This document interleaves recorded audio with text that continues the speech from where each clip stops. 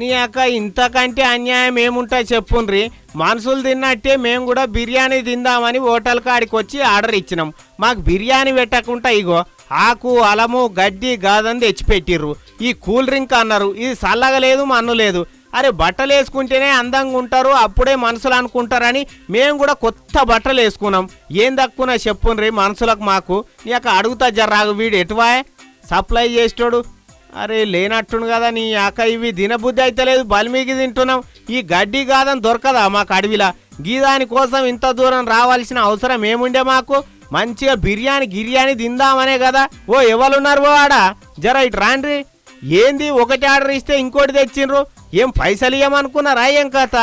నీ అక్కగా చూడు అందరికి మంచిగా నూనెల గోలిచ్చినవి తెచ్చిండ్రు, మాకేమో ఈ క్యాలీఫ్లవర్ ఆకులు క్యాబేజీ ఆకులు పెట్టి సావగొడుతున్నారు. మేమేమన్నా వెరైటీ ఐటెంలు అడిగినామా? చికెన్ 65, మటన్ ఫ్రై, బిర్యానీ పెట్టుమన్నాం, మీ తాను ఉన్నదే కదా. అందుకే మాకు కోపం వచ్చేది. సరే చూస్తాం ఎన్ని రోజులు మా కోతి జాతి మీద కక్ష తీరుస్తారో మీ మానవ జాతి. మాకు కూడా రోజు వస్తుంది, అప్పుడు మిమ్మల్ని కూడా మా తిండి తిననీయం. ఏమనుకుంటున్నారో?